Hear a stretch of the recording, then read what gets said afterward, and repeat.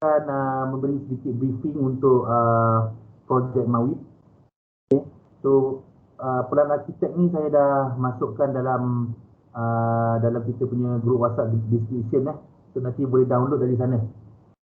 Okay. So boleh download dari sana. Dekat UKM Folio tu saya tak pasti saya dah update ke tak drawing tu .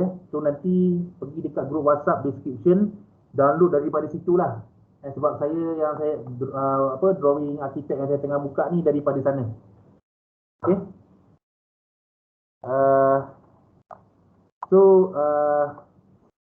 Untuk projek Mawib, you all kena design untuk structure blok C quarters guru.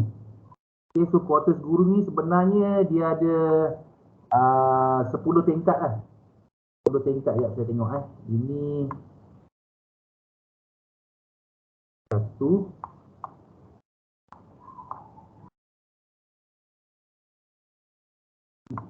hubung 2 berapa tingkat 10 tingkat sekejap 2, lepas tu yang ni pelan apa 7 maksud dia dekat sini ada 8 tingkat lah. Ada 8 tingkat. 8 tingkat dengan 9 key plan lah. Okay, kalau bangunan kita tu ada 8 tingkat, bermakna dekat pelarkitek ada 9 key plan. So macam mana saya tahu yang ni arah 1 sampai 7 dah 7. Lepas tu campur dengan ground 8. Campur dengan bumbung 9 lah. 9. Okey. So kita pergi dekat ground floor ni. So basically untuk bangunan quarters guru ni dia ada, kita boleh nampak lah dia ada layout yang menggunakan grid line secara menegak dan mendatar. Itu yang satu yang wing sebelah kanan lah. Dan kita ada wing sebelah kiri ni, dia punya grid line dia condong. Condong. Kalau korang nak tengok dekat sini condong. So semasa korang ambil subjek reinforced concrete design pada tahun 3 dulu, yang korang buat adalah grid dia adalah secara mendatar, betul-betul mendatar dengan menegak. Yang condong ni memang tak ada kan. So nanti macam mana nak inputkan grid line yang condong ni, boleh buka Esteem.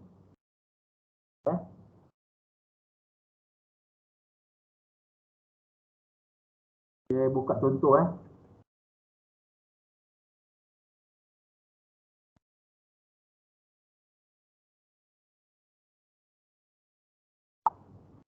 Okey, ini untuk case kalau korang gunakan perisian Esteem tau. Kalau untuk design reinforced concrete biasa. Untuk IDP, sebelum tu saya ingin jelaskan dekat sini. Untuk IDP, diberikan dia punya peran arkitek macam ni lah. Jadi korang bebas untuk design struktur bangunan ni. Sama ada you nak guna reinforced concrete design, reinforced concrete, ataupun guna steel structure, ataupun guna composite structure. Ada lagi satu, apa lagi? IBS. So ada banyak method, banyak method of design. So boleh pilih mana-mana satu. Cuma apa-apa pun pilihan korang, kena pastikan komponen design dengan menggunakan software mesti ada. Sebab untuk penilaian IDP, salah satu penilaian adalah kita akan melihat kebolehan pelajar untuk mereka bentuk bangunan dengan menggunakan perisian komputer. Nanti mungkin boleh tengok nanti dekat rubrik penilaian yang Dr. Aizat akan berikan mungkin sebelum briefing hari Khamis ni. So nanti boleh tengok dari situlah. Tapi basically apa-apa pun method of design, orang kena pastikan design tu kena design menggunakan perisian komputer. Apa-apa perisian komputer lah. Dan manual calculation pun kena buat juga. Manual calculation pun kena buat juga. So manual calculation ni dia tak sama macam RCD. RCD dulu Kalau ada satu kumpulan tu, katakan 5 orang pelajar, 5-5 kena buat beam. Maknanya seorang pelajar kena pilih satu beam untuk buat manual calculation. Maknanya setiap pelajar kena buat satu beam, satu slab, satu kolom dan satu foundation kan. So untuk IDP dia tak macam tu macam yang saya suggest dalam grup WhatsApp hari tu, seorang je yang kena buat design dengan menggunakan perisian komputer, seorang. Itu yang saya suggestkan. Kalau nak ikut, ikutlah. Kalau tak nak ikut, tak ada masalah.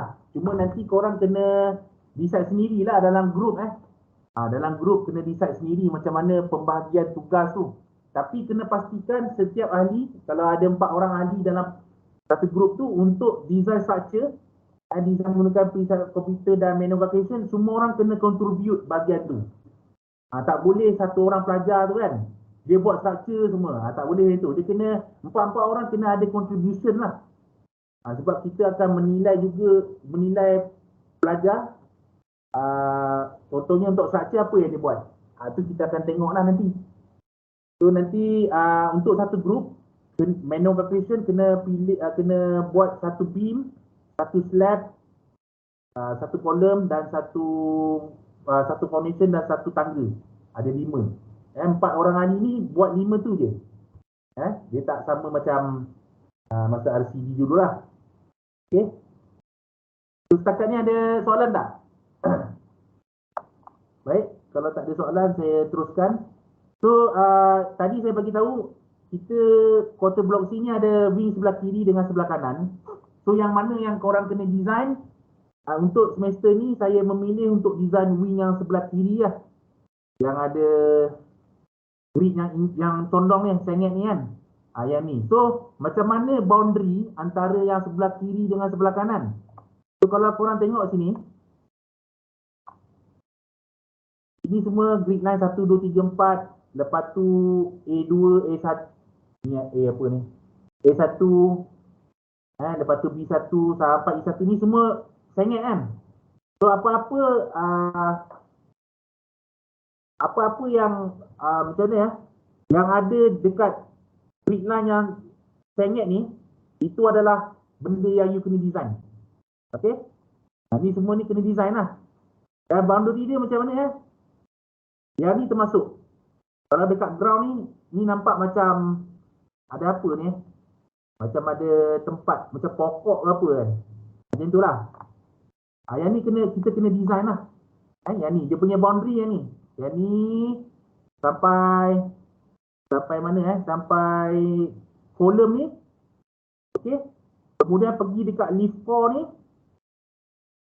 Okey. Kemudian straight pergi ke bawah. Pergi ke bawah. Saya ulang balik Dia punya boundary ni antara wing kiri dengan wing kanan yang daripada grid line 5 ni.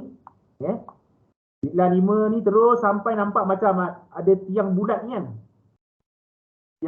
kan. So nanti pergi ke leaf core ni. Pergi ke leaf core sampai sini. Lepas tu terus ke bawah. Yang ni semua termasuk yang korang kena design. Maknanya store ni semua kena design lah. Yang store 1 ni, MNE ni semua kena masuk lah. Kena masukkan. So nanti mana-mana bahagian yang katakan kat sini kan, tak ada dinding kan. You assume dekat sini assume ada dinding lah. Dinding. Sini tak ada dinding lah. Sini tak ada dinding. Ni macam ada tempat kawasan tanam pokok ni. Yang kawasan yang ini RAM. RAM ni maksud dia punya slab tu macam untuk orang untuk tolak wheelchair ke ataupun barang-barang kan. RAM slab ni kan. Ni maksudnya you anggap dia dinding penuh lah. Dinding penuh. Anggap dia dinding penuh. Yang ni pun nanti tutup dengan dinding penuh lah. Sini bukan dinding penuh. Sini ikut yang ni sebab dia punya boundary ni dekat sini. Okey, ada apa-apa soalan setakat ni? So untuk design bangunan ni dia sedikit mencabar. Sebab dekat ground floor, first floor dengan second floor, dia punya layout dia lain-lain. Layout dia lain-lain lah. Maksud dia dekat ground floor ni, kita ada macam ni lah. Room 1 dengan room 2 kan. kita tahu dekat dinding dekat bawah macam ni. Tapi nanti dekat atas, dia punya layout dinding ni tak macam tu. Sebab dekat tingkat atas, kita ada surau. Surau. So bila kita nampak macam ni layout dia bawah lain, first floor lain, second floor lain. Lepas second floor sampai atas, dia sama. Sampai tingkat 7 dia sama, sampai key plan yang ke-7 sama. So bila ada susun atur ruang yang berbeza untuk floor-floor tertentu macam ni, nanti ada di bahagian floor yang tertentu, kita perlu design beam dia tu menggunakan transfer beam. Transfer beam. Okay. So, nanti saya akan pergi ke tingkat seterusnya, nanti mungkin korang boleh nampak lah kenapa kena guna transfer beam. Transfer beam ni dengan kata lain, kita ada column on beam lah. Column on beam, maksudnya column daripada atas tu dia tak boleh turun sampai ke bawah. Disebabkan dia punya susun atur ruang dalam bangunan ni untuk setiap key plan ni dia berbeza kan. Dia berbeza daripada ground sampai second floor pun. Nanti kita tengok. So nanti kita akan ada banyak gunakan transfer beam dekat floor yang tertentu. Okay. So untuk ni kalau korang nampak dekat sini kan, selain daripada tu korang nampak dekat sini macam yang warna merah ni. Ini warna merah. Sometimes dia warna hijau, tak tentu lah. Dia tengok arkitek yang macam ni kan. Yang macam ni, benda ni nampak macam kolom tau. Dia besar. Dia terkeluar daripada dinding. Yang ni pun sama, dia kolom ni bulat.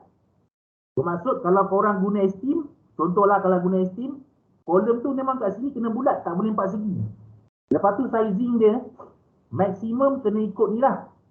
Sizing ni, diameter ni, dia tak boleh lebih. Kalau dia ikut je lah, ikut je size ni.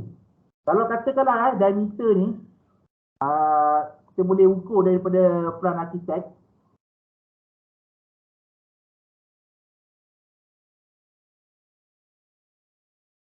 Radius. So nanti boleh ukur sendiri radius tu. Katakan dia punya radius ni 500.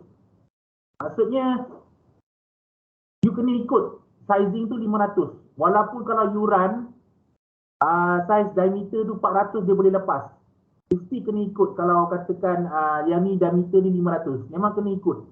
Sebab ini kolom ni dia ada dua jenis Kolom ni satu adalah jenis dia yang estetik. Yang biasa kita masukkan estetik, yang kita biasa input. Lagi satu jenis yang duduk dalam dinding. So dalam dinding kadang-kadang dia tetap muncul lah. Okay. So sometimes dia tak bagi tahu. Contohnya dekat sini kan. Saya bagi contoh lain. Kawasan yang dia tak ada letak macam ni, kotak ni kan.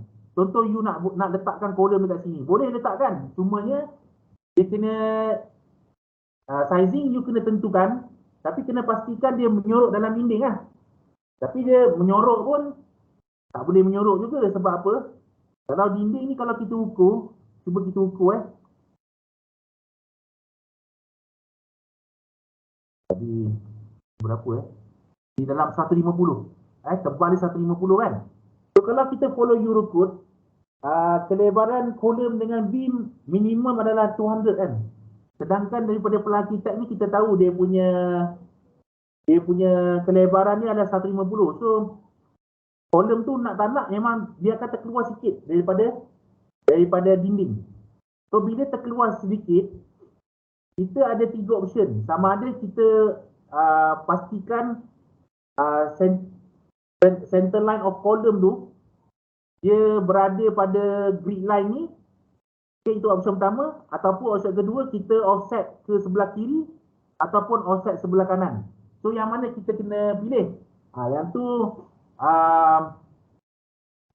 kalau saya buatlah, kalau saya yang buat, kalau untuk case macam ni, katakanlah kawasan ni kita nak letak kolom, tapi saya tak bagi tahu sini kena letak kolom tau. Yang ni dia bergantung kepada korang punya judgement lah.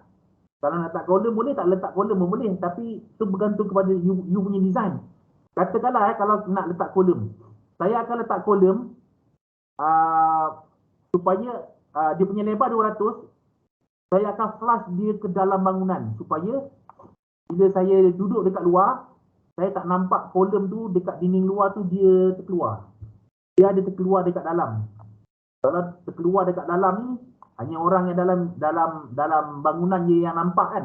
Tapi overall dekat luar, kita dapat nampak dekat sini, arkitek memang dia bagi tahu. Dia nak dinding ni dia flush, dia rata tau. Tapi disebabkan kelebaran kolom dengan beam, kita apa? Kena pilih at least 200 kan, 200 kan. So memang tak ada peluang lah kita nak dia betul-betul duduk menyorok dalam dinding. So kita perlu flush dia ke dalam dan sebagainya lah. Okay. So yang tu So ada soalan tak? Ada siapa-siapa tak faham apa yang saya bagi tahu tadi? Okay, baik. So tak ada apa-apa input. So saya anggap you all faham So nampak kolom ni pun bulat. Memang kena ikut sizing ni lah. Size yang you letakkan tak boleh kurang dan tak boleh lebih. Memang lebih memang tak boleh. Dan kurang pun memang tak boleh. Kena ikut yang ni. Sebab arkitek dia memang dia bagi tahu yang ni kolom estetik. Dia nak you ikut kita. Kita ikut dia. Kita ikut dia. Okey. Okey, kemudian apa lagi saya nak bagi tahu dekat sini, apa lagi info? Kita boleh tahu dia punya FFL. FFL ni adalah finish floor level. Ini adalah dia punya assumption. Untuk floor ruangan ni, yang tulis F ni adalah 0.35. Okey, kalau kita tengok dekat sini, ini adalah kawasan tandas. Kawasan tandas ada 3 dekat sini. So kita tengok dekat sini FFL dia 0.3. Bermaksud daripada ruangan F ni, bila kita nak masuk ke tandas, dia ada drop 50. Drop 50 ni macam mana dapat? TR ni turun lah. Ataupun selalunya dia tulis DP drop 50. Bermaksud daripada sini masuk ke tandas dia akan turun 50. So macam mana dapat? Kita tengok difference 0.35 dengan 0.3 adalah bersamaan dengan 0.05 meter So yang ni 50 ni adalah dalam unit milimeter. So you all nampak dekat sini, yang ni sinki tau. Ni tak ada apa-apa lah, ni just finishing je. Ni sinki, ni jamban. Jamban ada macam-macam jenis. Tapi dari sini kita nampak ni jamban cangkung. So, jamban cangkung. Ini pun cangkung. Ini pun cangkung. Macam mana saya tahu ni cangkung ni, tengok. Ni tempat kita pijak ada 2 kaki ni kan. Ni tandas cangkung. Kalau tandas duduk, dia lain. Dia lain ini sinki. Okay. So selain daripada tu, kita nampak dekat sini juga ditulis homogeneous tiles. Bermaksud dia punya finishing ni, untuk jamban ni dia pakai tiles biasa lah. Homogeneous tiles tu tiles yang biasa lah untuk tandas. So tiles ni macam-macam. Dia ada homogeneous, dia ada apa lagi porcelain. Dia macam-macam jenis lah. Tapi homogeneous ni dia bermaksud tiles ni jenis heavy duty tau. Heavy duty ni dia tak cepat pecah. Kalau korang biasa pergi ke kedai yang menjual tiles, boleh tengok dekat sana macam-macam jenis tiles tau. Dia ada yang heavy duty dengan jenis yang tak heavy duty, dia senang pecah. So since ni dalam bilik air, biasanya homogeneous tile ni di dalam dia biasanya macam mana dalam bilik air, dalam rumah pun biasa kita akan pakai homogeneous tile. Lepas tu dekat parking kereta, dekat dapur kan, biasa kita pakai homogeneous tile. Kalau macam yang non-homogeneous tile tu, dia biasanya digunakan untuk tiles dinding.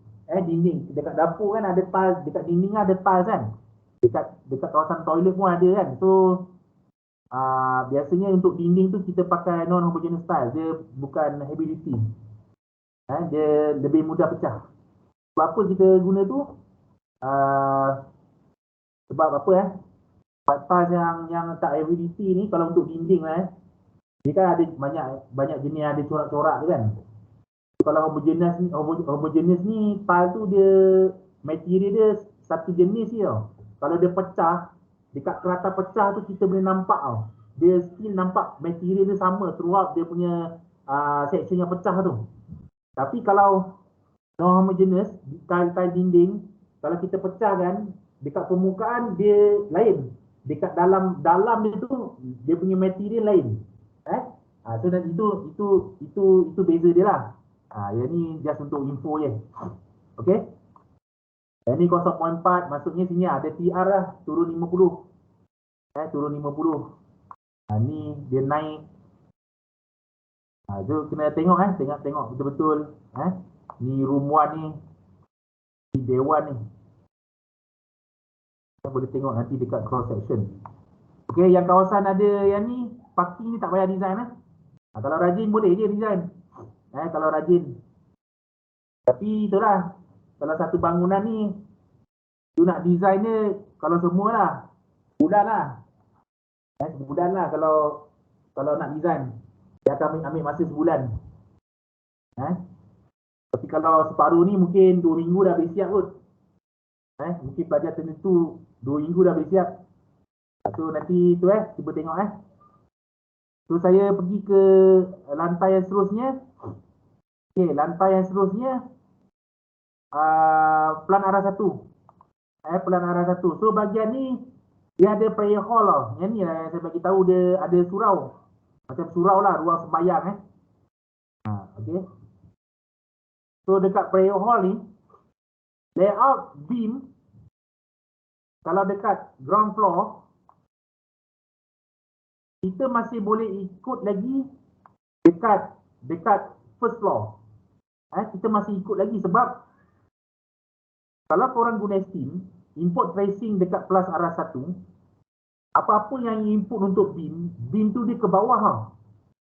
Ke bawah, dia bukan ke atas tau. Kolom pun kalau input dekat first floor, kolom tu kolom ke bawah.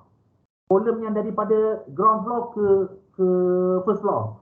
Kalau kita input dekat ground floor, input kolom, maknanya kolom tu adalah stump. Ini just untuk refresh. Ini untuk refresh lah. Mungkin ada yang terlupa kan.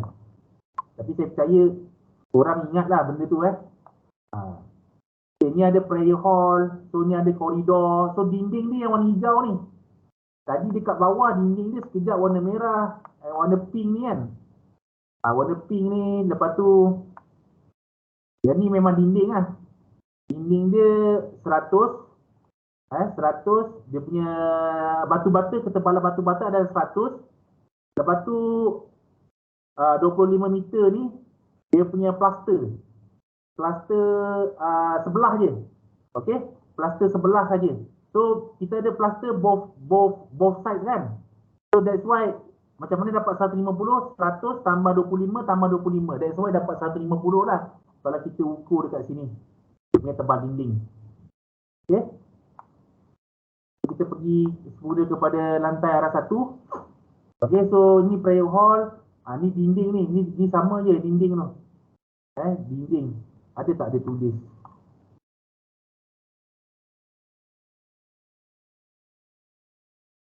Dia tak ada tulis lah. Tapi ni dinding lah. Dinding, kemudian ada sliding door. Ini sliding door. Ni sliding door. Ni kolom. Kolom ni memang kena bulat. Kena bulat. Ini pun kena bulat. So, kalau guna steam, kena input bulat lah. Tak boleh input 4 segi. Okay. So, ini sama. Kemudian kita ada tangga dekat sini. Tangga. Tangga ni dekat sini. Macam mana kita nak tahu dia arah menaik ke atau turun? Kena tengok baik-baik lah. Yang ni dia tak ada nombor kan. 1, 2, 3 kan. Dia tak ada nombor. So, kena tengok dekat pandangan hadapan kot nanti. Sebab dia tak ada bagi tahu kat mana arah dia. Tapi di sini kita tahulah. Ni pelan arah ground floor. Dia naik macam ni dia naik macam ni. Okay.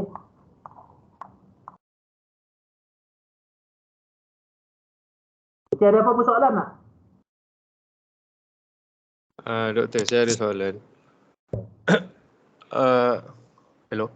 Ya. So untuk yang ground floor tu kan doktor, kan ada satu bilik tu yang yang room 1, room 2 tu. Dia ada macam kerusi apa tu?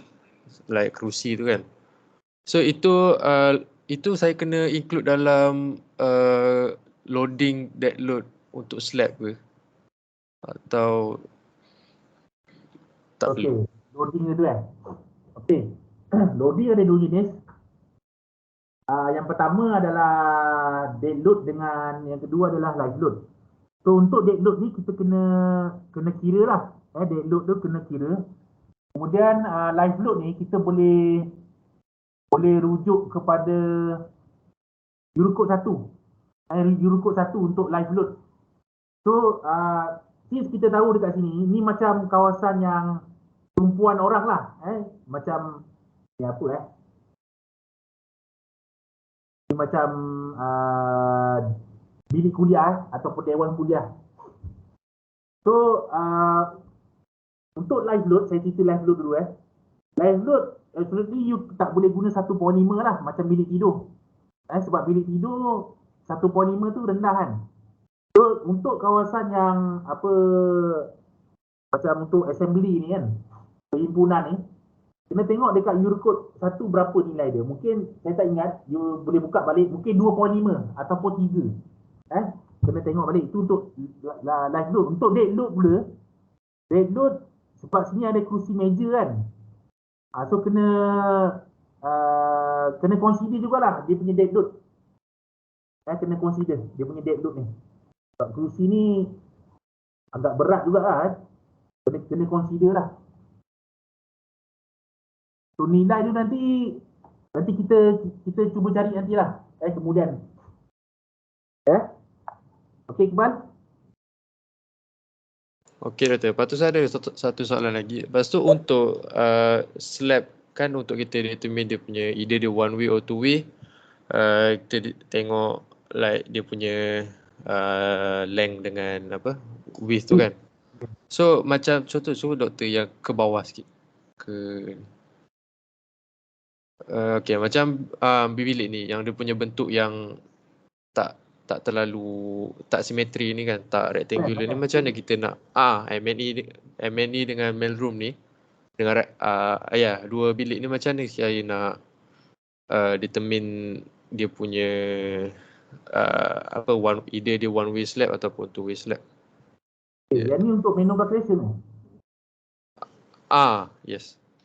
Untuk manual calculation tu, basically saya boleh bagi tahu ini kita assume dia macam ni lah, dia rectangular lah. Dia bukan macam trapezoid ni. So untuk manual calculation, you jangan ambil slab yang ni, ambil slab lain. Slab banyak kan dekat tingkat yang lain kan, yang lebih mudah. Yang square atau rectangle. Rectangular kan. So ambil yang tu lah, jangan ambil yang ni. Jangan ambil yang ni. Okey doktor. Okey. So untuk loading macam M&E, electrical, mailroom, meter kan, yang tu memang kena ataupun store, kena tengok balik tau. Tengok dekat Eurocode 1 berapa.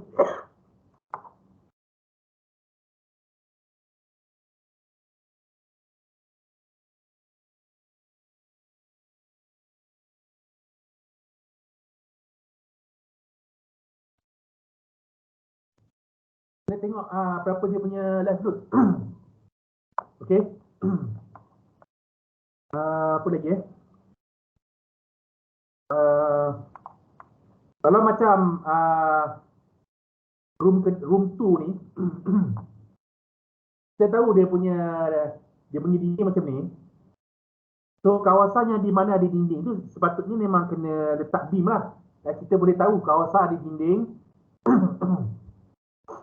memang kena letak beam. Okey. So kalau macam mana pula kalau kawasan yang tak ada dinding? Sebab kalau kita tengok dekat sini, tengah-tengah ni memang tak ada dinding. Bila you all masukkan beam keliling ni saja, kan, tanpa ada beam yang cross dekat tengah-tengah room 2 ni, memang nanti slab tu terlalu besar. Bila terlalu besar, slab tu dia akan ada possibility yang tinggi untuk fail in deflection. So untuk mengelakkan berlaku masalah fail in deflection untuk slab yang besar macam ni, so kita kena letak beam lah. Kena letak beam lah. So lokasi yang di mana kita boleh letak beam, kalau kita nampak dekat sini kan, kita ada column dekat sini, kita ada column kan. So kalau saya akan letak beam dekat sini. Kemudian kita akan letak beam dekat sini. So bila kita letak beam dekat sini, ruang ni, slab yang besar dari awal itu, kita boleh pecah-pecahkan kepada 3 slab yang berbeza, dan setiap slab tu dia punya area panel dia tu kecil. Okey, lebih kecil. Sebab loading pun tinggi tau. Loading ni tinggi. Lepas tu kita kena plus lagi dead load disebabkan dia punya furniture. Dia punya perabot ni kira consider sebagai perabot lah. Untuk perabot tu kita assume dia sebagai dead load. So memang loading kat sini lagi tinggi So okey boleh faham Boleh faham Boleh betul, boleh. Diram faham Diram ada? Diram ada?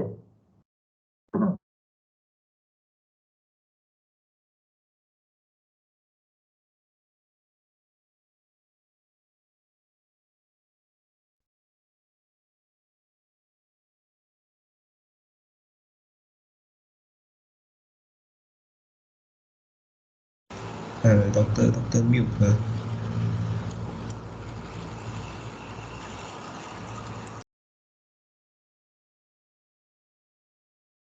Oh sorry saya mute. Okay, so dekat sini kita nampak dekat sini ada tangga kan. So sama ada dia arah naik ataupun turun kita tak boleh pastikan sebab tak ada numbering. So, kita boleh tengok dekat elevation. Kita boleh tengok elevation dekat sebelah sini. Arah dia macam mana? Dia punya tangga tu macam mana? Naik dengan turun tu. So boleh tengok daripada elevation sebelah sini. Okay, so koridor, prayer hall ni. Tengok dekat sini karpet kan. Yang ni bukan homogeneous tile lagi. Ataupun tiles. So karpet, kena tengok dia punya dead load berapa. Kena cari. Sebab basically kalau secara logik, karpet dengan tiles, karpet lebih ringan lah. Tapi kena tengok berapa kita biasa assume in practice berapa kita assume untuk karpet. So benda-benda yang macam ni, pelajar sepatutnya boleh explain bila untuk final presentation kan. Dia boleh explain berapa loading untuk karpet, homogeneous style. So dia kena ada some basis lah. Dia tak boleh assume karpet ni sama lah macam tiles, kita ambil loading macam tu kan, sama kan. So kena ada basis lah kenapa loading itu berapa nilai dia, kena ada some basis lah ambil daripada mana Kalau dekat sini kita ada sliding door. Ni tak tulis pula di berapa. Dia tak tulis. Mungkin dekat legend ada tulis. Dekat sini ada tulis. Mana dekat window and door schedule. So tak ada masalah. Kita assume tingkap dan pintu adalah sebagai brick wall. Sebagai brick wall. So yang ni ada void. Ni cross ni void. Maksudnya ni tak ada slab. Kawasan ni dia tak ada slab. Okay. Ini koridor, tangga, okay. So saya pergi ke floor yang seterusnya. Floor yang seterusnya adalah second floor. Second floor. So second floor, kalau kita tengok dekat sini, ini adalah dia punya unit Dia punya unit ni, dia lain dengan ground floor dengan first floor tadi. Ground floor dia ada macam dewan. Kalau first floor dia ada macam ruang semayang, macam ada surau. Daripada tingkat 2 dan ke atas ni, dia adalah quarters. Kita tengok dekat sini, ni adalah quarters unit yang pertama, dan yang ni adalah unit yang kedua. Rumah yang kedua, yang ni rumah yang pertama. So bila kita tengok dekat sini, ada dinding kan? Ada dinding. Lepas tu kita boleh tengok juga dekat sini macam ada kolom tau. Kolom yang ni, korang boleh nampak tak kolom ni? Kolom ni dia bukan kolom estetik tau. Macam mana kita boleh tahu dia bukan kolom estetik? Sebab kolom ni dia arkitek yang lukis. Kedudukan ni dia duduk dalam dinding. Dia menyorok dalam dinding. That's why kita tahu yang ni bukan kolom estetik. Bila kita tahu kolom ni dia duduk dalam dinding, dia punya sizing kita boleh tentukan. Kita boleh tentukan sendiri. Dengan syarat dia kalau tengok macam ni kan.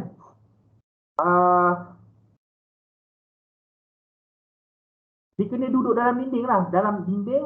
Kemudian macam ni nak cakap dia kena duduk dalam dinding lah. Ini bukan kolom estetik. So sizing tu kita boleh tentukan sendiri. Asalkan jangan terkeluar dalam dinding. Jangan sampai dia terkeluar dalam dinding lah. Dia kena menyurut dalam dinding. Tapi sebab tadi saya bagi tahu, dia punya tebal dinding ni 150. Kita punya lebar kolom paling kurang 200. So nak tak nak dia memang akan terkeluar daripada dinding lah.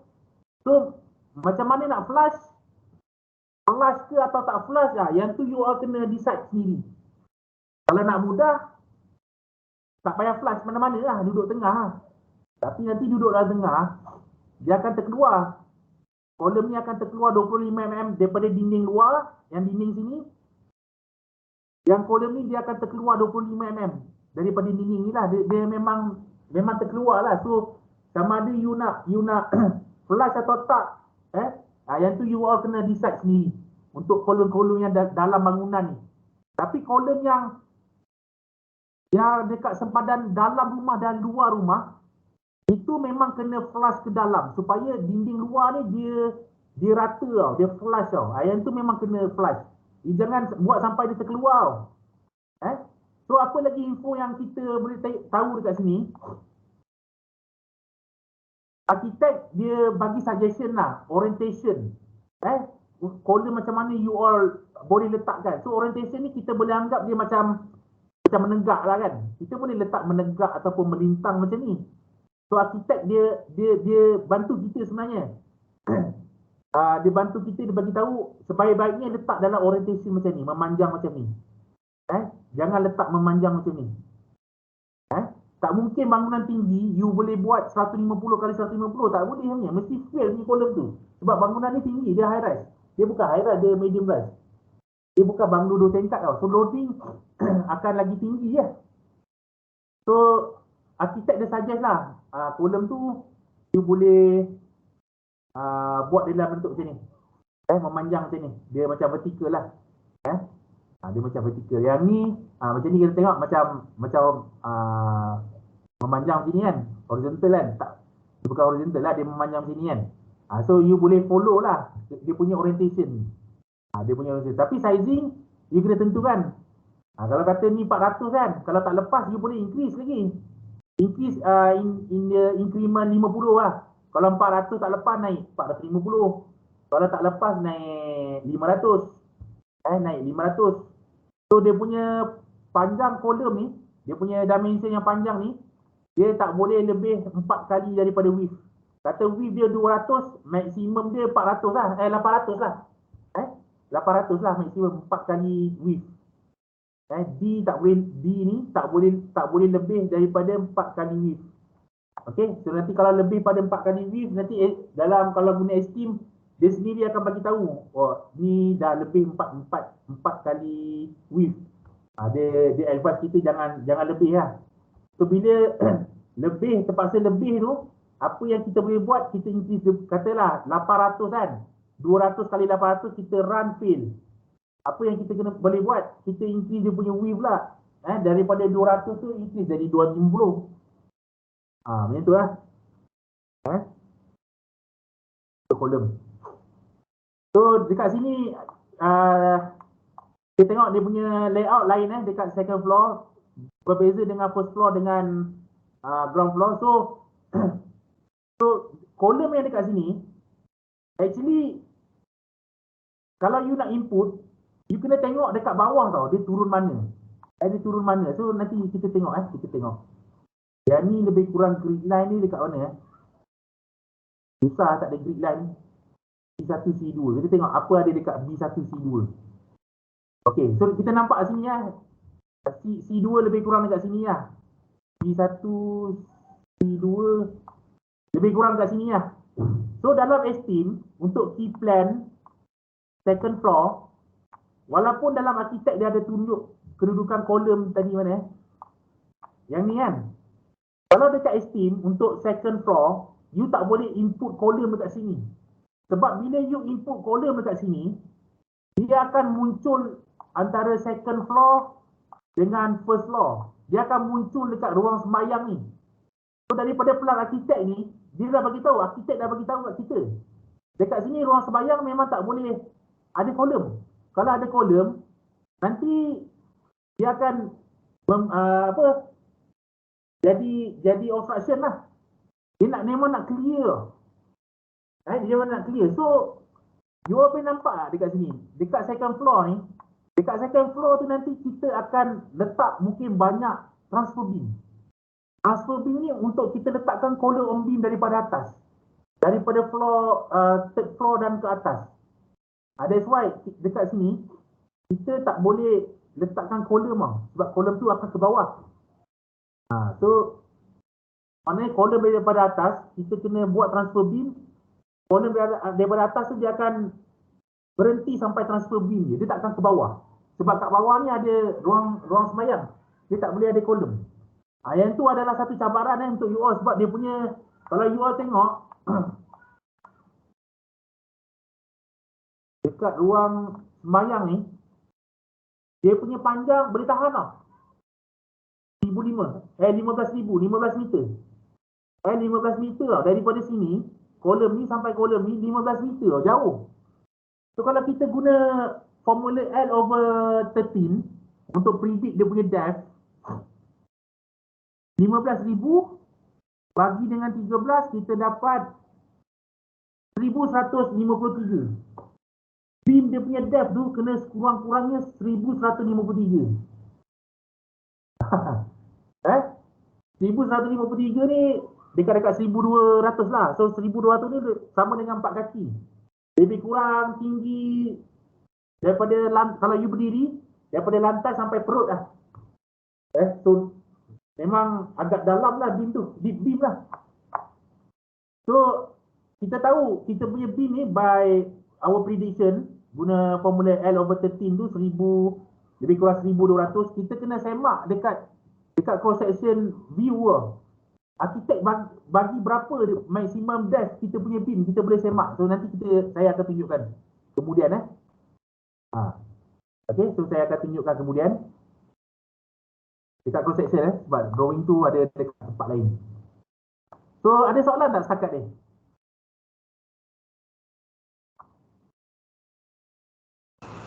Doktor, saya ada soalan.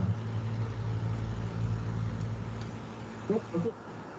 Saya nak break tak doktor scroll ke arah satu punya layout ground floor. Lepas tu dekat grid line C1 tu kita start dari grid C1 ke atau nak terkeluar sikit lagi boundary kita? Maksudnya? Maksud layout kita tadi doktor ada katakan boundary kita start daripada yang Dia ada benda ni. So kena start terkeluar lagi lah. Mana kena tambah grid line lah. Okay. Tambah grid line tu grid line sendiri lah. Okay. Okay, so you all tahu dekat sini nampak kan, dekat tingkat 1 dia punya layout bukan start daripada C1 kan. Itu yang kita tengok kat bawah. Oh, ni lain Ini C1 pula. Okay saya tengok 555. Okey. C1 ni sebenarnya nombor 1 lah. C1 ni sebenarnya nombor 1. 1, 2, 3, 4, 5. So nanti you all correctkan balik drawing ni. Saya tak tahu kenapa dia tak letak 1 terus. Mungkin ada sebab dia lah. Sekejap saya tengok. Memang kalau kita semak ni dia 1, 2, 3, 4. Jarak dia memang 5,000, 5,000, 5,000. Kita tengok sebelah lain. Dia pun sama. Ni 5,000, 5,000, 5,000 sama. So nanti C1 ni tinggalkan 1, 2, 3, 4. Yang lain tengok macam mana. Ni pun 1, 2, 3, 4 lah. So dekat bawah ni, kalau kita tengok, dia memang starting bukan daripada 1 lah. So nanti grid line yang tak ada numbering dekat Plan Architect ni, you all kena letakkan nombor yang you decide sendiri lah. Saya tak tahu nombor apa nak letak, sebab yang tengok nombor yang bersesuaian lah. Sebab sekarang ni 1, 2, 3, 4 kan. So nanti sebelum 1 apa? Apa nak letak? Mungkin boleh letak kosong lah. Kosong. So nanti kalau ada grid line yang perlu masuk antara kosong hingga 1, mungkin boleh letak kosong A kecil, kosong B kecil. Macam tu lah. Kalau macam kena tambah grid line antara 1 hingga 2, mungkin boleh letak 1 A kecil, 1 B kecil. Itu terpulang dekat korang. Kalau nak guna A besar, B besar pun boleh, tak ada masalah. Tapi kalau letak A besar, B besar, saya rasa lebih kemas lah. Tapi nak letak A kecil, B kecil, terpulang. Tapi yang penting kena konsisten. Jangan nanti floor bawah A besar, B besar, dekat floor atas tukar pula lain kan. Dia tak boleh lah, nanti ada masalah. Kalau guna Steam, dia akan keluar error discrepancy of grid line. Memang korang kena betulkan juga lah. Memang terpaksa betulkan juga lah. Okey, Alia? Okey doktor. Saya ada satu soalan lagi. Untuk yang tadi, doktor boleh scroll balik yang tadi punya, yang ground floor. Okey, lepas tu kan tadi doktor kata kalau contoh lah start daripada grid kosong kan. Tangga dekat sana kita nak design ke? Tangga ni Tangga A1 kena. dan A2. Kena design. So grid line kita kena terkeluar lagi lah sampai yang ke hujung tangga tu. Kena terkeluar lagi lah. Kena keluar lagi lah. Tapi kalau saya rasa kalau grid line kosong dekat sini, letak sini tak ada masalah. Yang ni you letak nama lain lah. Sebab tangga tu ada sini je. Dekat floor lain tak ada. Dekat floor lain tak ada. Dia tak ada lah. So nanti kena tengok balik lah. Number tu saya serahkan dekat korang nak buat macam mana. You kena decide number yang sesuai untuk grid line. Okey doktor. Okay. Thank you doktor. Okay, baik. So, saya pergi ke tingkat kedua. Okey, tingkat kedua ni ada balcony. Balcony, lepas tu ada handrail. Ada handrail. Handrail ni lah tempat pegang tangan, pemegang tangan tu. Kalau tak letak ni nanti kalau kita berdiri ni boleh jatuh kan. So, nanti kita tengok dekat dia punya detail handrail ni dekat elevation view. Macam mana bentuk dia. So bila ada balcony macam ni, ni kalau macam ni kan saya nampak kan, ni memang beam ni kena daripada sini terus sampai hujung.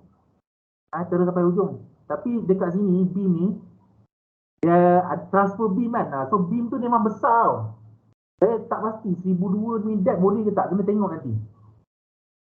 Transfer beam tu memang dia kena besar sebab bawah tengah-tengah tak boleh letak kolom. Kalau boleh letak senang. Ni tak boleh letak kolom. So itu adalah satu cabaran untuk you all lah. So yang ni pun sama. Kalau beam ni memang kalau guna Steam ni memang kena teruskan. Kena teruskan. Sebab nanti kita tengok dekat elevation. Okay, ni tak ada apa-apa tangga ni. Sini ada tangga, sini ada tangga. Yang ni memang kena kena masukkan lah. Kena masuk dalam design. Apa lagi yang you all kena masukkan? 2, 6, 7 dengan roof. 6, 7. So yang key pan nombor 3 tak perlu. Tak perlu. 3, 4, 5 tak perlu. Terus pergi nombor 6. Nombor 6 ni sebenarnya sama je dengan nombor 2. So nombor 6 nombor 6. Nombor 6 dengan nombor 7 ni saya rasa sama je. So kita just boleh copy ni atas. Copy ni atas. kopi floor, second floor tu kopi untuk floor ke-6 dan floor ke-7. Ke-7. So basically sama lah. Okay.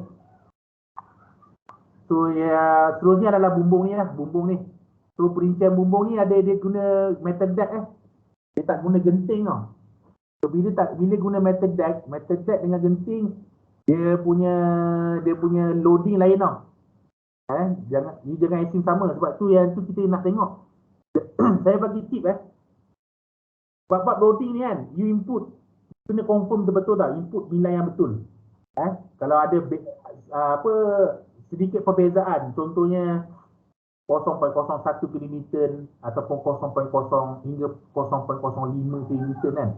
So kita boleh ignore lah yang tu. Tapi kalau ada beza 0.5 dan ke atas, yang tu memang kita boleh tahu student dia salah masuk nilai load. Salah masuk. So kita boleh tangkap dari situ kita boleh tahulah dia masukkan salah. So yang ni apa lagi ni, domestic water tank. Kat sini ada water tank. So bila ada water tank ni, kawasan ni rasanya ada slab ni. Slab dengan plin dengan beam. So plin dengan beam tu ada beza nanti kita tengok dia punya detail ni kalau ada lah. Okay. So untuk key plan ni ada apa-apa soalan tak? Sebab saya nak pergi ke elevation. Jelas garisan yang warna biru yang saya lukiskan ni, ini saya tak ingat dulu actually bangunan ni saya yang design. Saya memang projek yang sebenar ni saya yang design. Okey, saya pernah design bangunan ni. Mungkin saya letakkan untuk tunjukkan reference. Kan kalau kita guna Esteem, kita nak import pricing masuk dalam Esteem, kita kena set reference kan. So saya rasa saya nak tunjuk, nak highlight reference saya dekat sini lah. Dekat sini. That's why you all boleh nampak benda tu ada cross line warna biru ni lah. Okay. Saya tunjukkan dekat elevation pula. So ni elevation. So pandangan satu ni, kalau kita tengok dekat sini, pandangan satu. Mana pandangan satu?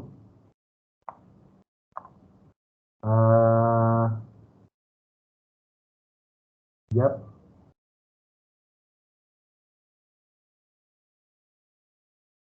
Pandangan satu. Pandangan dua. Pandangan tiga. Dia tak tunjuk ni.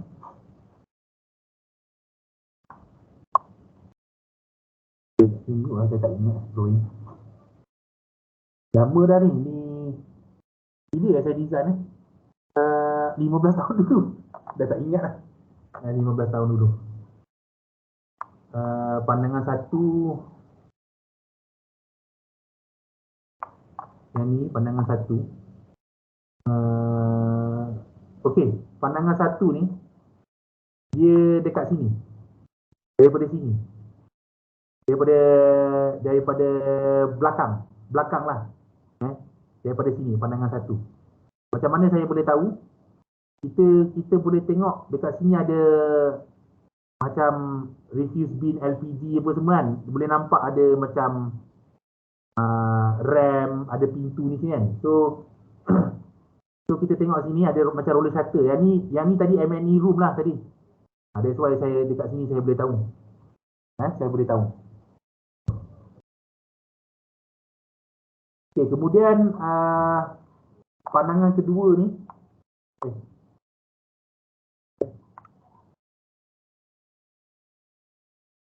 Pandangan kedua adalah pandangan hadapan.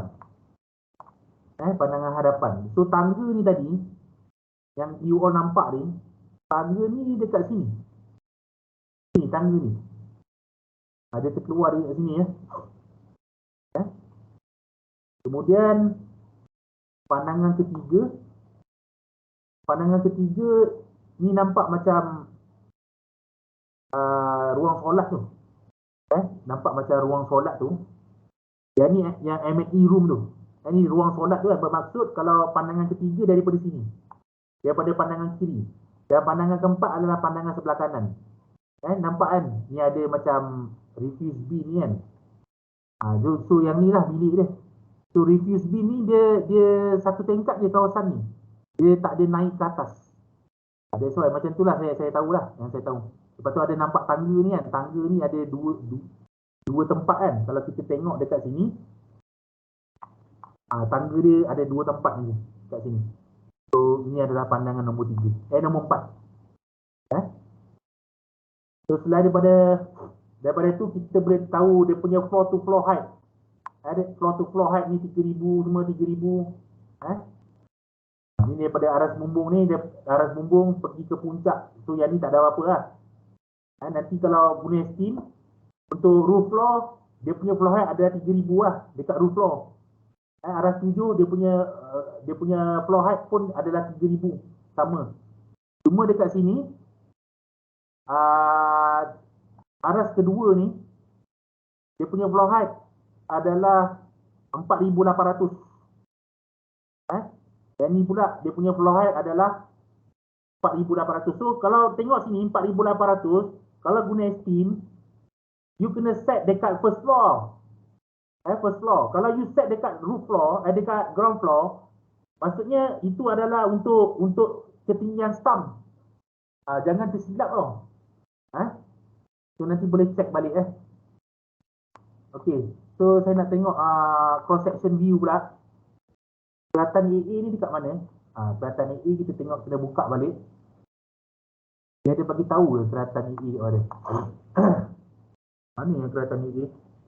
Nampak ni. Kelihatan AA dengan BB. Nampak ni dia tak ada tunjuk. Okay, so kelihatan AA pula. Sini juga. Tak ada juga. Keratan AA ni keratan yang memanjang lah. Keratan yang memanjang. Keratan yang dia memanjang macam ni memanjang macam ni. So dari posisi ni, apa yang mustahak adalah kita boleh nampak tau. Dekat aras 2 ni, transfer beam lah tengok. Nampak transfer beam kan. Dia punya depth kita boleh ukur confirm balik.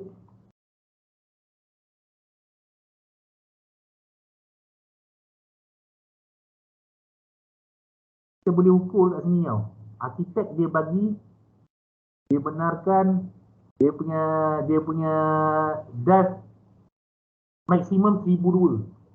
Maksimum 1,200. So you all kena letakkan 1,200 lah yang paling tinggi pun untuk transfer beam tu. Dekat prayer hall ni tengok, dia kolom tak boleh turun bawah. Dia memang kena clear kat sini. Itulah cabaran ni. Yang arah ke sana, kalau tadi kita tengok tu kan,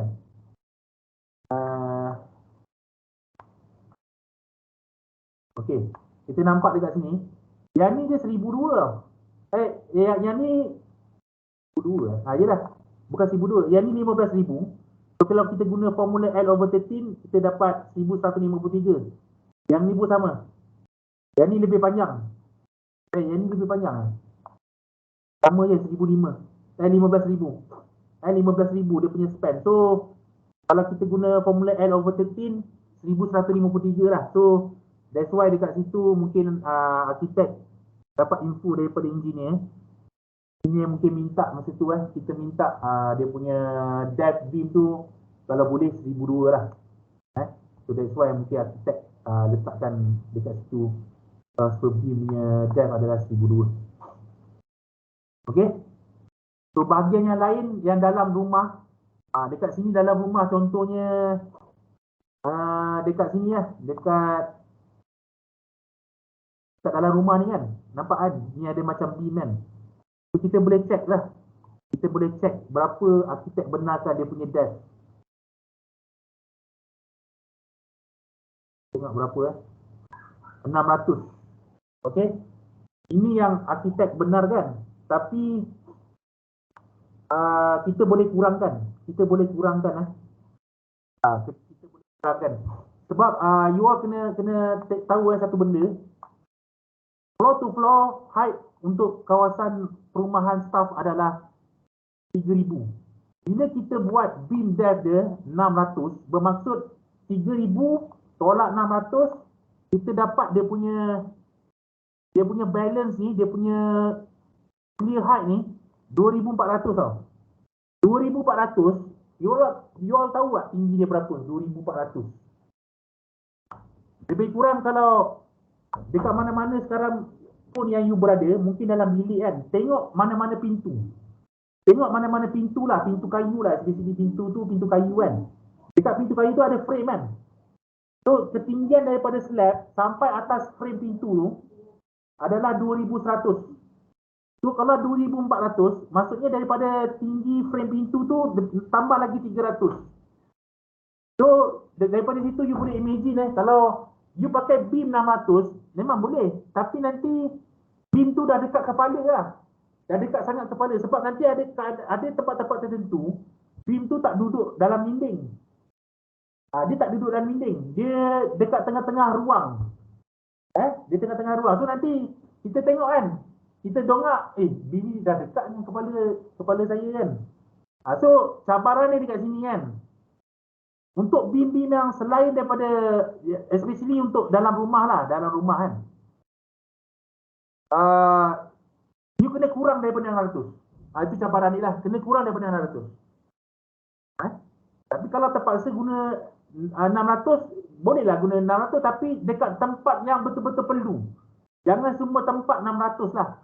Jangan tempat dia 600. So, selepas itu, kalau you all nampak dekat sini, nampak macam slab ni dia turun ni. Dia turun ni disebab dia potong dekat ram ni saya rasa. Dekat ram ni, kita pergi floor yang atas lah. Saya rasa dia potong macam ni Dia potong macam ni. Lepas tu dia pergi ke sana. Dia potong tengah-tengah koridor. That's why you all nampak rem. Tapi pada hakikatnya, kalau kita tengok cross section view ni,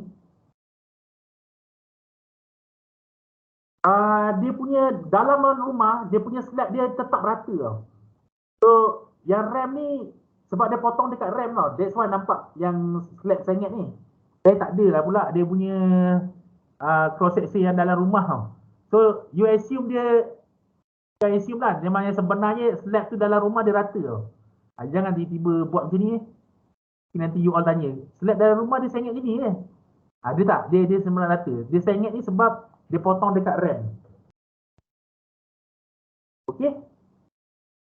So, ada soalan tak? Yang dekat sini domestic water tank ni kan, dia punya layout dekat macam ni dia punya roof kan. You all nampak ni roof kan. Maksudnya nanti mungkin pemahaman you all sekarang kena buat sampai floor ni. Tapi you all nampak dekat sini kan, dia ada bumbung lain tau. Bila ada bumbung lain, memang dekat sini dia ada brick wall yang warna pink ni. Yang biru ni dia ada biru ni, dia letak beam lain tau. Arkitek suggest kita letak beam dekat situ. So daripada sini kita tahu you all kena tambah lagi satu. Aras bumbung kata RF, letak kalau guna steam RF untuk yang floor ni kan. Yang ni letaklah floor RF1. Letak RF1. So nanti untuk floor to floor jangan guna 5000. Sebab 5000 ni dia sampai puncak bumbung tau, sampai dia punya perabung. Lah. Jangan sampai itu sebab kita nak letakkan dia punya floor to floor. Biasanya daripada atas permukaan beam ni sampai atas permukaan beam yang floor atas kan. So you kena ukur secara manual lah untuk floor to floor ni berapa ketinggian dia. Ni berapa Ya. Saya nampak ada bunyi ni. Ya,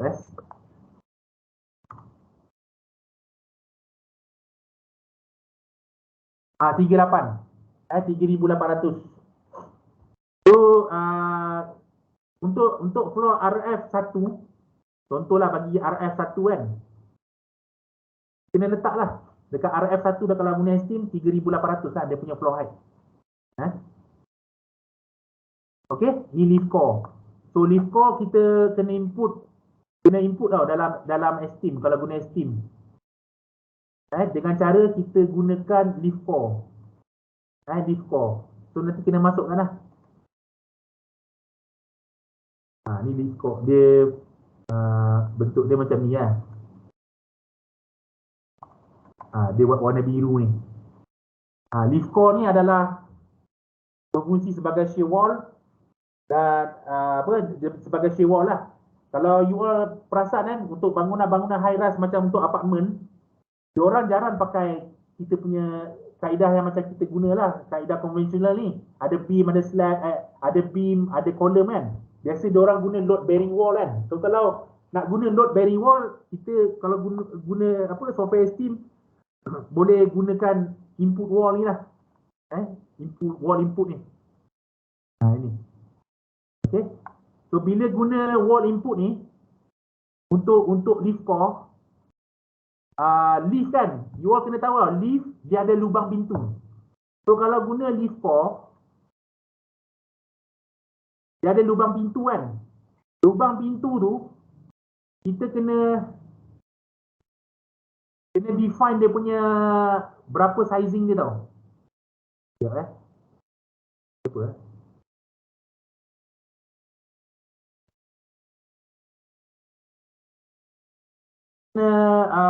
apa decide kena define dia punya lubang pintu. So katakanlah dia punya width 1000, height dia 2000 kan.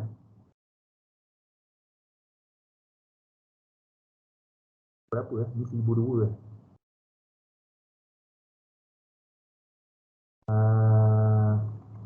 Y ni kosong jadi apa?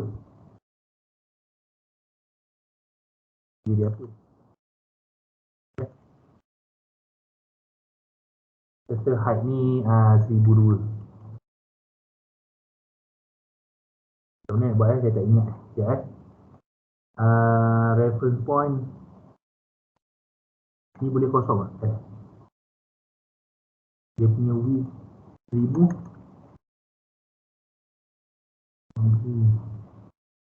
Saya tak ingat aku nak masuk ni. So tak apa, yang ni nanti you all masukkan dulu, inputkan dulu apa kawasan yang ada wall tu, kawasan yang ada wall. Kemudian nanti pintu tu nanti saya bagi tahu kemudian lah. You assume dekat leaf core tu dia tak ada pintu dulu. Nanti lubang pintu tu saya bagi tahu kemudian. Lepas tu nanti dekat wall ni kan, dia ada thickness dia ni rasanya. Saya cuba tengok sini. Kita boleh define dia punya thickness tau. So thickness ni memang kena follow daripada pelan arkitek tu. Kena ukur sendiri lah.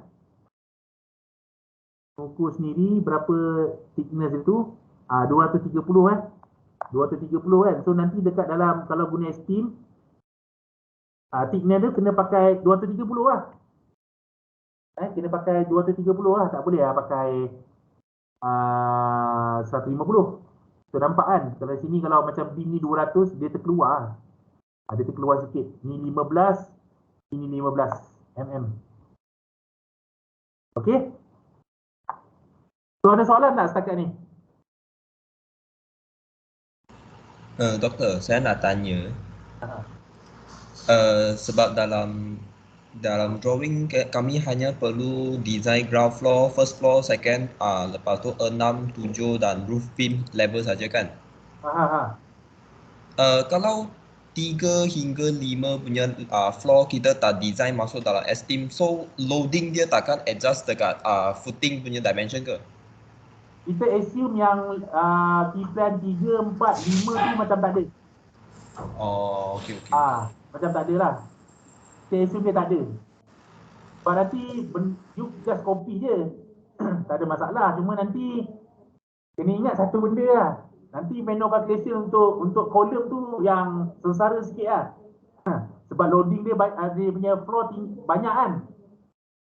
Tu nanti kena calculation untuk loading untuk design column tu yang akan susah sikit sebab floor dia banyak kan. Tapi jangan pilih column yang tengah, mungkin boleh pilih column yang tepi kan. So nanti tengok macam mana lah. Itu nanti kita bincang kemudian. Sebab nanti design manual calculation beam, column, slab kan, foundation kan. Memang you kena compare dengan esteem output tau. Yang tu yang nanti siapa buat manual calculation tu yang agak susah sikit. So saya bagi tahu nanti saya boleh anggarkan you all memang sepatutnya kena siap benda ni kena buat secepat yang mungkin lah.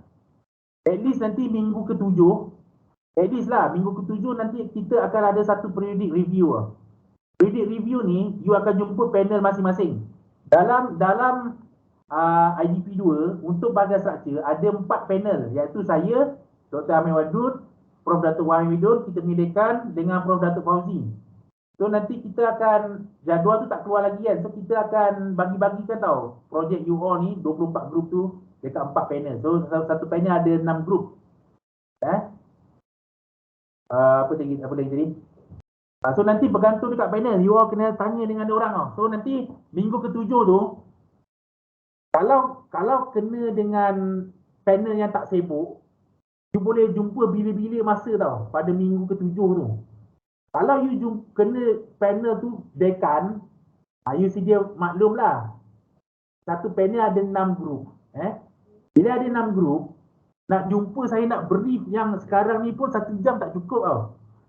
Memang dia akan jumpa mungkin 1 jam ke 2 jam lah. Dia akan tengok, dia akan advise, dia akan komen kan. So at least minggu ke-7 tu, kalau tak dapat siap sepenuhnya, you kena hampir siap lah. 90 ke 95%. Kena siap. Sebaik-baiknya kena siapkan 100%. Loading semua kena betul lah. Kat mana brick wall, benda-benda column apa semua kan. Kena buat macam final design lah. Sebab masa periodic review, panel akan menilai you all tau.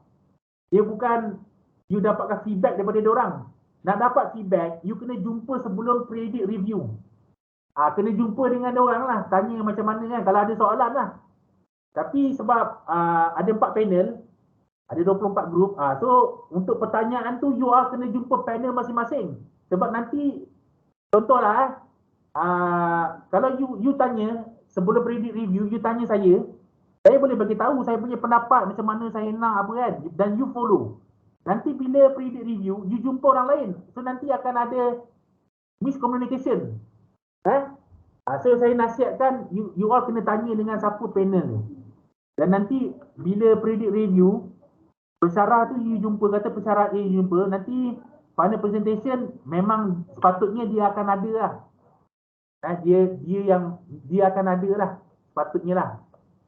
Macam saya memang saya akan ada lah. Kalau macam orang lain saya tak tahu lah, mungkin dia tak free ke apa kan. Nanti mungkin panel lagi satu yang menilai. So macam tu lah, ada kebarangkalian macam tu. So kita tak boleh predict, sebab penilaian nanti final IDP dia 2 hari tau. So nanti panel yang sibuk macam Prof Dekan kan, susah sikit lah nak luangkan masa untuk 2 hari tu. Tapi kalau saya rasa susah lah, mungkin tak tahu lah, nanti kita tengok lah macam mana. Saya tak boleh nak cakap sebab saya tak tahu. Okey. Ada lagi soalan lain?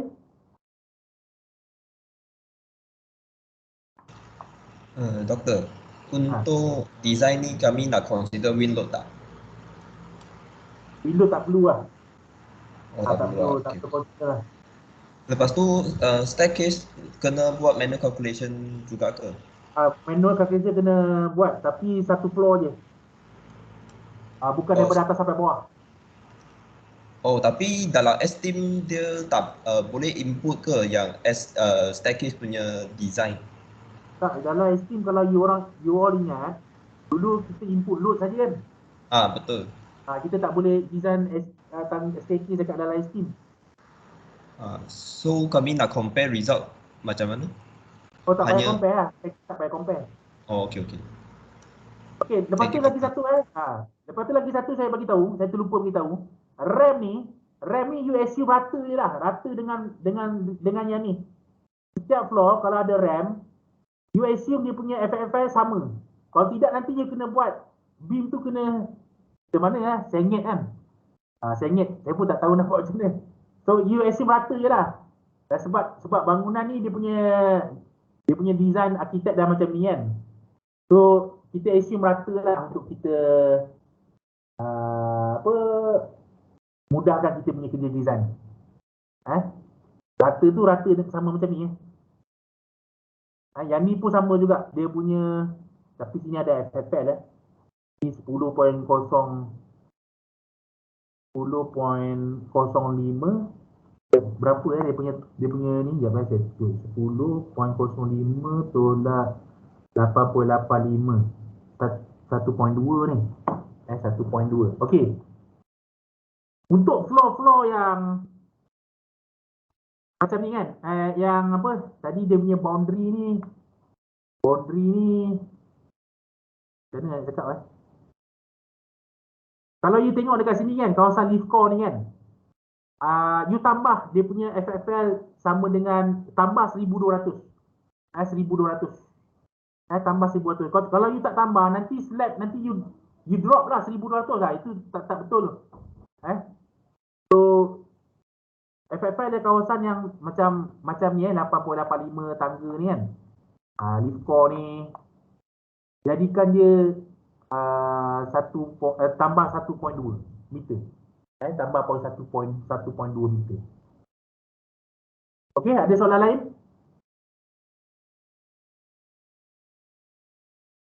Ada soalan lain?